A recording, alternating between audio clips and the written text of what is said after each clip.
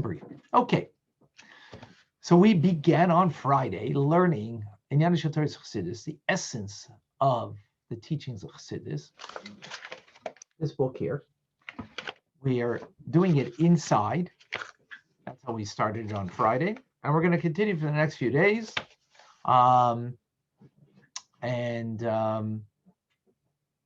Even if you miss a day, that's okay, because we'll always catch you up.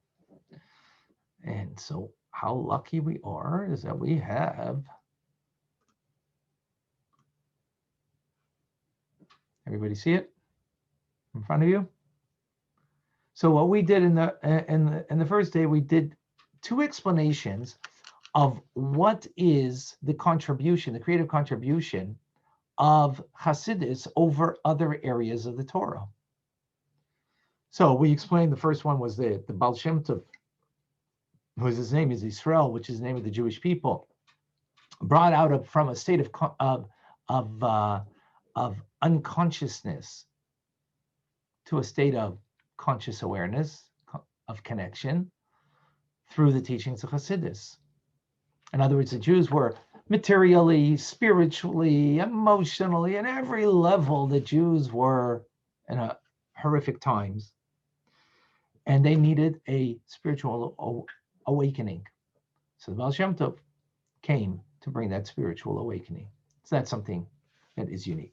Second thing is that we explained was, and this was at great length in the first class, that the teaching of Chassidus, its novelty is that according to regular Torah Talmudic teachings, the fact that you will fulfill the divine law, it's wonderful. And that's all you're obliged. And that's all that's expected. And that's all that's asked. Chassidus goes a step further, that you should be ready to give up even when it will in some manner harm you. We went into a question about what that means and how that expresses itself. And we left off, everybody needs to see that for themselves, right? In other words, where am I being affected in a manner that I am ready to go above the letter of the law to serve, where I'm not obliged to? That's what Chassidus brought. And that was the idea of taking your fingernails when you cut them, and by law you should just discard them, flush them in the toilet today. Back in the day, they would bury them. And now the pious person, the chassid, would burn them. That was the idea. Okay, we're going to continue. That's just a brief review. Number 3 in our appreciation and understanding of the unique contribution of Chassidus is the distinctive quality of Chassidus is that one's natural faculties are transformed into godly faculties. As the Alter Rebbe, Reb Shneir Zalman of Liadi, author of the Tanya in the Shulchan Aruch, said, the entire idea of Chassidus is to change the nature of one's attributes. This means to change not only one's natural characteristics themselves, but also the very nature of one's character. Now, what does that mean? Oops, excuse me. Anybody want to stab a guess at that? What does that mean? To change one's very nature, as opposed to changing your natural characteristic. So let me give an example. Natural characteristic, we all have negative ones. We all have positive ones, right? So the negative ones, according to Jewish law, what do you have to do? To change them. If you're an angry person, if you're a lazy person, if you are a lustful person, those natures need to be changed from bad to good. We all get that. No question about that. But that's regular Judaism. You have to. We're obliged. We have to be a mensch, good people. Chassidus didn't come for that, though. That's normative Judaism. The Rambam writes about that in the Code of Jewish Law in his Mishnah Torah. And in Jewish law it writes about it. That's not what Chassidus came for. Sarah Malka, you want to say something? Well, I was just going to give an example that yes, we get rid of our arrogance or our ego, but to transform it, let's say, into acts of kindness, that would be the personality change. Instead of just getting rid of a negative trait, using it to change, like a personality change, to go deeper and change. Very good. Yeah. Excellent. Excellent. Excellent. Excellent. Let me take it a step deeper even. But thank you for sharing that. Irma, welcome. And by the way, whoever can put on their camera, power to you. And if you can't, oh, look at that. Voila. So this is the intriguing thing over here. The very fact that we do something by nature is what the Alter Rebbe is coming to inspire us with. Chassidus is coming to teach us. If we're doing it by nature, that itself is a sign that it is not truly serving God, right? Even if it's a good nature. My nature is to be giving. My nature is to be caring. My nature is to be, work hard and, and so on and so forth. That's the issue. It's your nature. So you're serving your nature. You're not truly serving God. Now, does that mean, does that mean you're not good? Of course you're good. But is that the question? Is that the issue about being good? That is tantamount to being good so you could get good. You mean I'm good so I can get good? It's not about good. It's about better. As in Yiddish, gesagt, gut is nicht besser. Right, Lily? Your mother probably always said that, right? If good is good, isn't better. Probably Linda and Denise also grew up with Yiddish. Sorry, Malk, I don't think you grew up with Yiddish, no. No, I didn't think so. I grew up with Yiddish. My parents spoke it so we shouldn't understand what they were talking about. But I outsmarted them. I know Yiddish now. And I taught it to my kids, not to speak to them. So that is a novelty. That's a novelty. Regular Judaism is about just being good.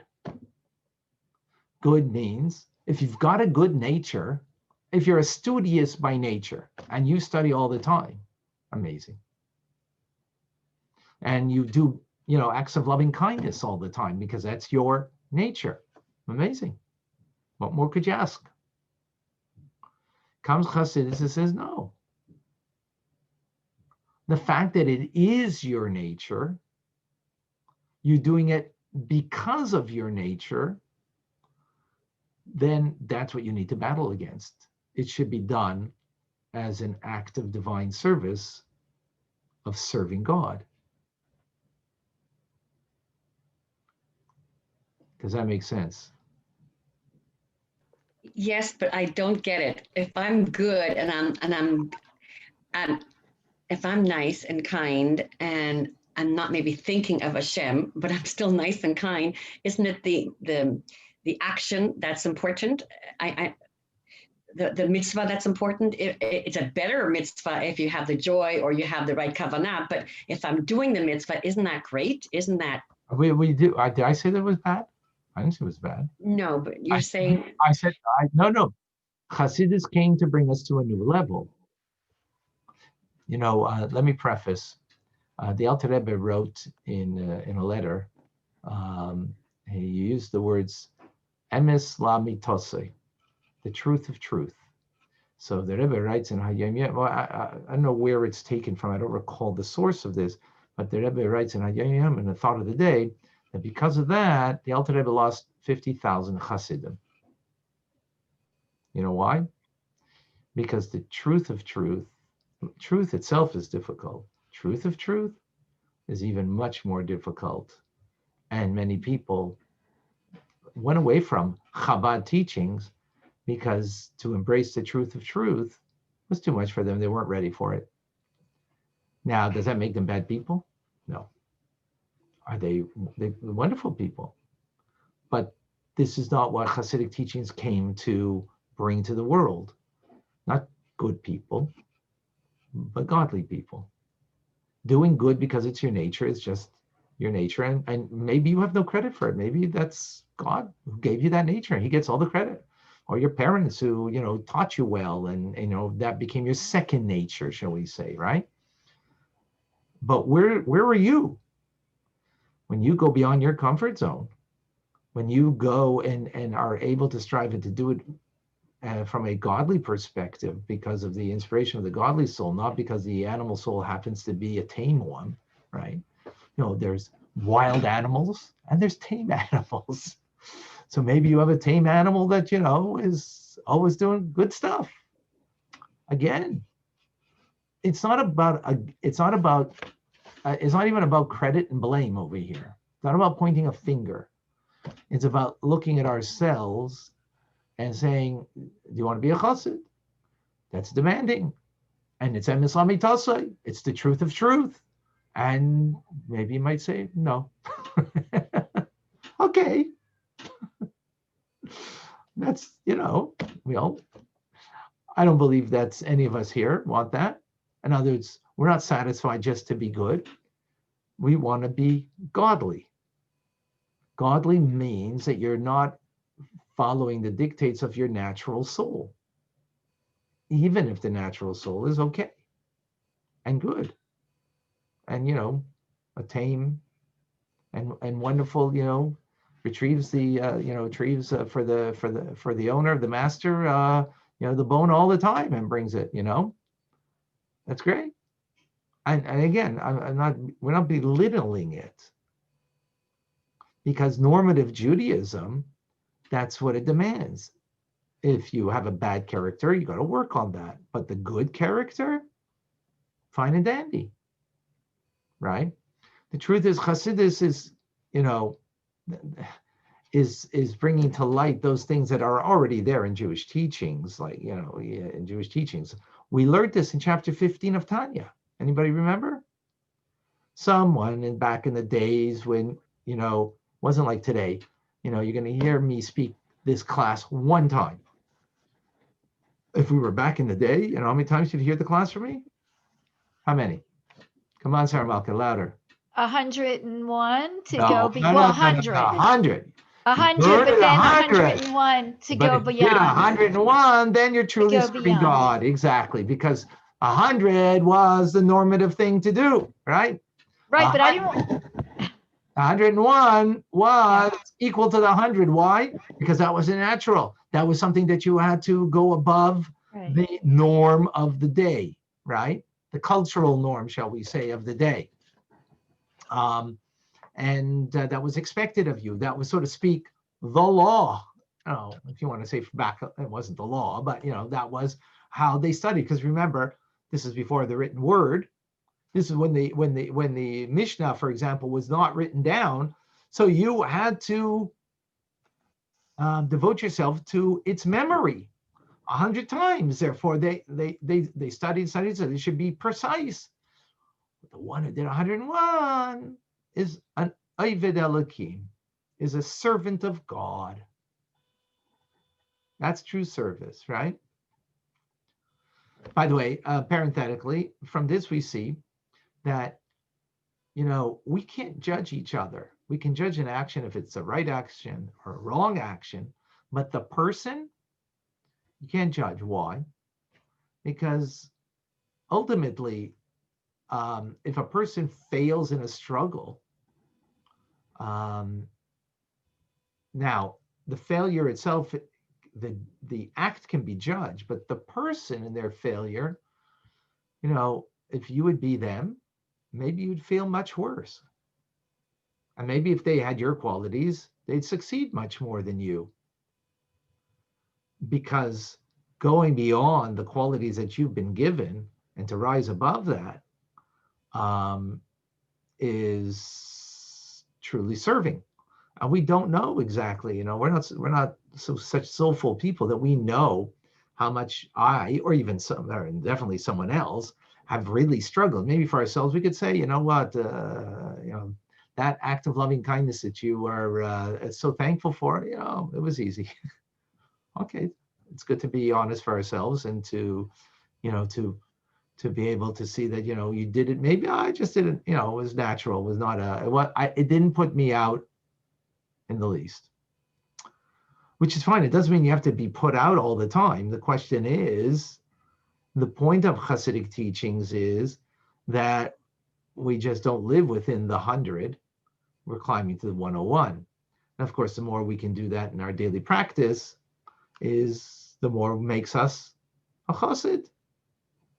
And that's the point that the Alter Rebbe set out for Chabad teachings, to be able to give us that empowerment, that capability. And therefore, like there, in a sense, there's almost no rest. Because if you accomplish something, on to the next. Because there's, bigger and better things that need to be accomplished, whether it's in your learning, whether it's in your kindness, whether it's in, in whatever it is, there's the next thing, so to speak, to the next endeavor. And by the way, if we would be thinking this way and working, and by the way, it's not easy. Let me tell you, I'll talk for myself. I don't have to talk for anybody else. To constantly, because how in human relations, how often, say, you're trying, you're doing, and this, and and we're satisfied. We feel, justified. We have 3 elements in our being, right? We have the animal soul, the godly soul. We also have something called the intellectual soul. So the animal soul, why do we call it animal? Because animal is the emotional aspect of that soul. What's the emotional aspect of that soul? Is always thinking about myself, right? Emotionally, that's what we feel, self. And, we always feel whatever it is, in a life that we engage in, we feel. And it's a very biased, subjective, self-directed feeling. That's its nature, right? We have now a intellectual soul, which is not the godly soul. Nefesh hamaskelis, it's an intellectual soul. It's, in a sense, it's part of the animal soul in a sense, but not the animal. It's not part of the emotional part. It's the intellectual part. Well, when we are driven by the animal soul, right? So then we do something, and of course, those feelings now come to our minds, and our mind is going to justify it because it came from the animal soul that's seeking that, and it's seeking the justification. Because it's not enough, you can't live merely with your emotional feeling of, that can be delusional, of your feelings that are self-directed. You need your mind to justify it, right? Now, that intellectual soul, by the way, we speak about 2 souls in general, and that's true. This intellectual soul is sort of like a middle, as we'll see in a moment. So this intellectual soul, if it's the animal soul that is guiding it, then the intellectual soul will be used to justify whatever our feelings are. So I'm justified to feel, animosity to this person. I'm justified to feel hurt about this person, right? And we, in our minds, make that justification, right? If, however, we're guided by our godly soul, right, then the godly soul will speak to the intellectual soul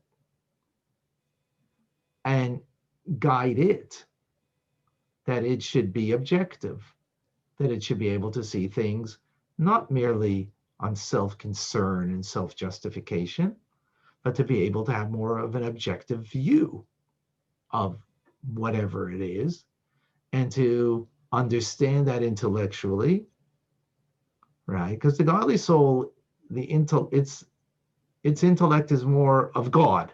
I'm not talking about God now. I'm talking about a relationship, right?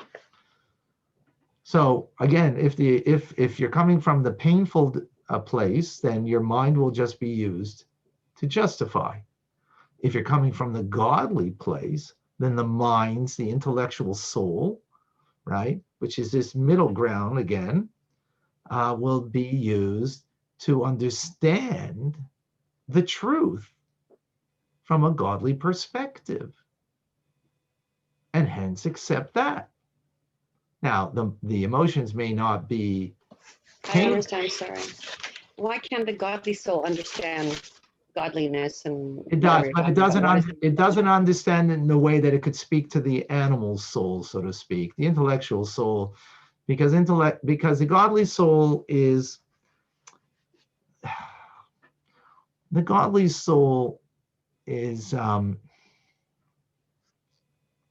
how do I explain this?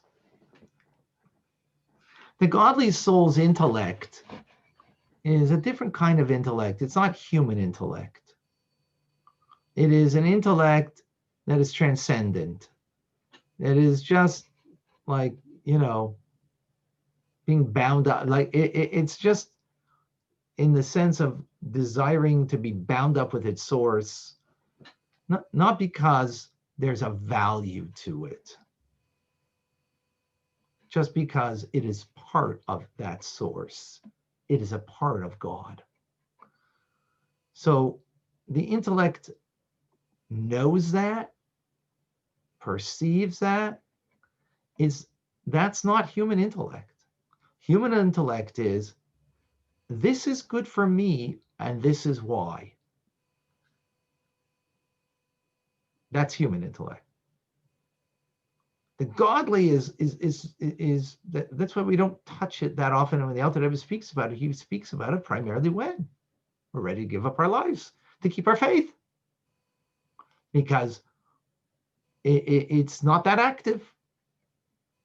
We are trying to activate it more, and the way we're activating it more is of that awareness of it, of that aspect, right? And that's what we're learning in Tanya these days, right? To activate that part in me.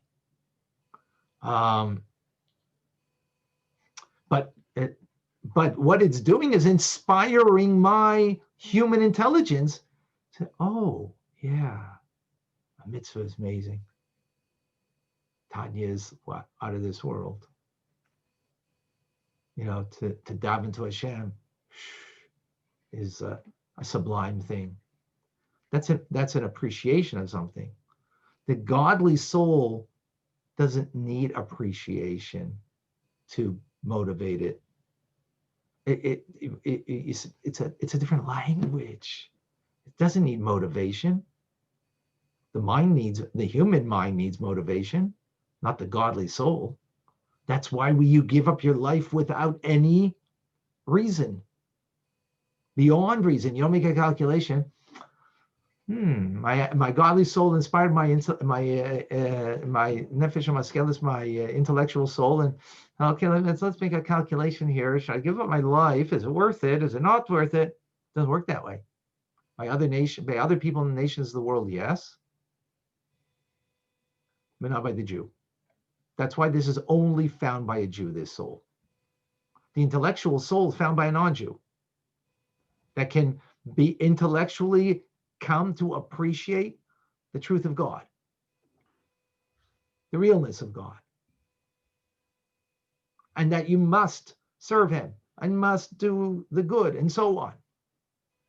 But that's a process. That's an appreciation coming to. The godly soul doesn't come to that appreciation. It's like the flame that's looking to just be poof, enveloped in the source of God. So we don't come in touch with it so much. And when we do, it's in spite of us. I don't know if it's in spite of us so much. It's not, maybe in spite of us. But at least we need to have the awareness of what is the nature of that soul. And the nature of that soul is, I want to be connected. I don't want to be disconnected. Why do you want to be connected? Not because it's good for me. Not because it makes sense. Just because. Where do you hear those words? You ever heard those words anywhere in the world? No. Doesn't exist. Only in Chabad Chassidus. That concept elaborates. I mean, it's there in Torah, but it's not elaborated. It's not understood until Chabad. So, yeah, we can be inspired. In other words, you're in a situation, say, all right, God, I don't know what you want from me. I'm whatever you want, right? That's the godly soul's language. Now, so you're inspired by that godly soul of whatever you want. It doesn't matter the outcome. Intelligence is about cause and effect. It's about an outcome. That's what intelligence, human intelligence is. This is not human intelligence. This is the godly soul's intelligence. Nothing to do with an outcome. All it has to do with is a reality. There's only God. That's the only truth, the only reality, period. Not, oh, it's better for me. No, not that. That's how that the intellectual soul, the result of that is that the intellectual soul, oh, it is better for me, right?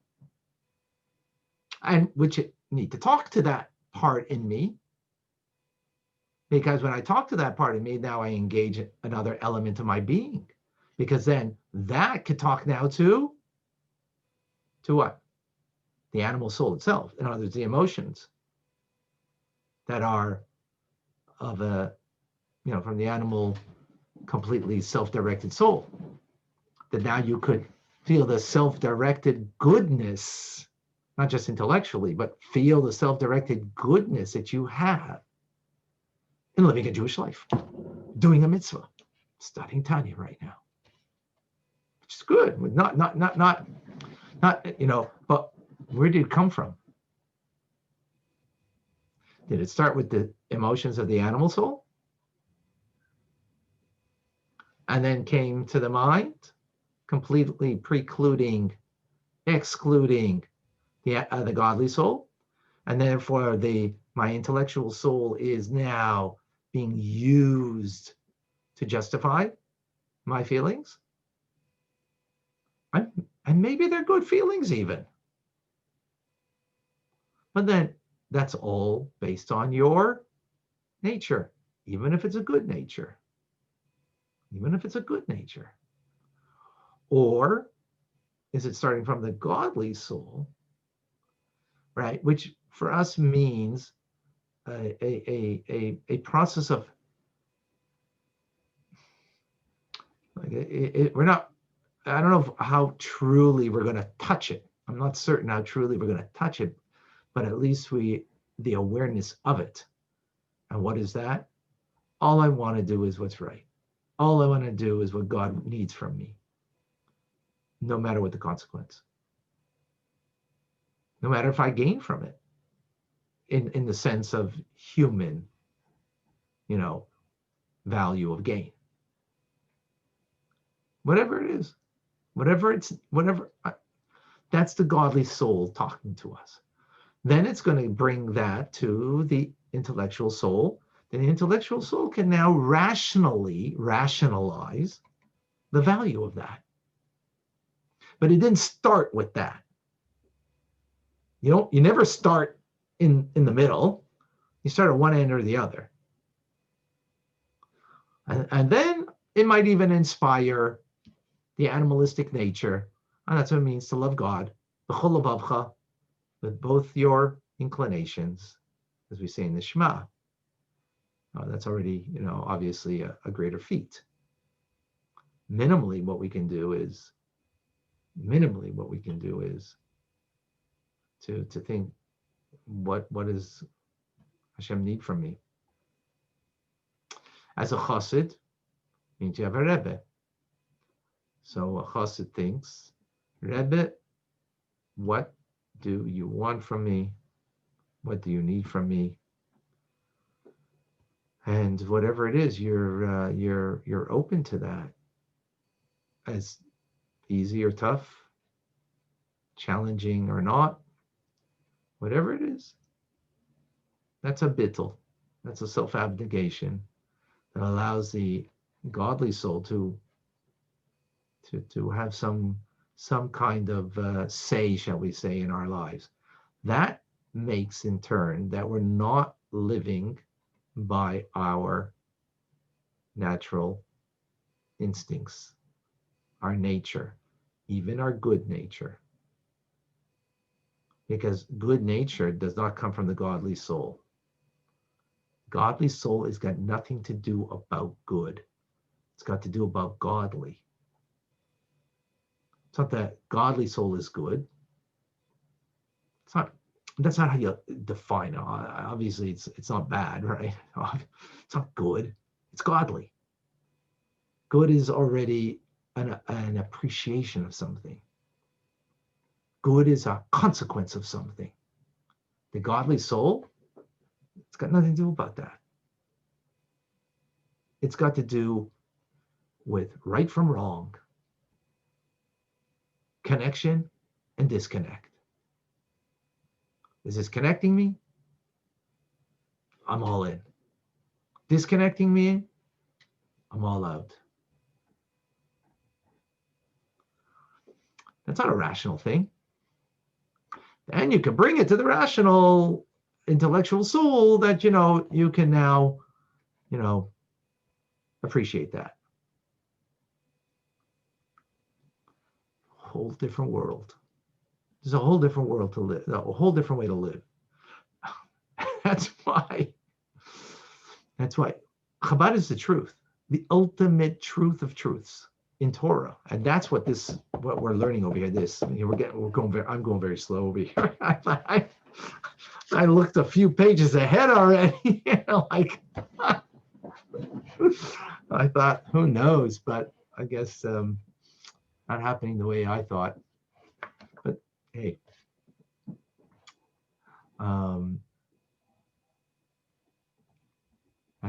so the Jewish people are on 13, 14 million people amongst all of the nations of the world, 0.02% of the world population. Not chosen people, the light unto the nations. We're small. In the Jewish people itself, who is to be the light? Well, these teachings are to be these are the light that are supposed to be there for the Jewish people. So then the Chabadniks are the ones who are to illuminate with this path. How many are we compared to the Jewish people? Also a very small minority. The truth is, not a path that people want to take so easily. And the truth of truths, even less. So I got to give it to you guys. You are a great inspiration of this path, because well, we'll see who comes back tomorrow. We want to be Hasidim. All right. Amazing. Yeah. But the truth is, once you've tasted the truth of it, you can't go back.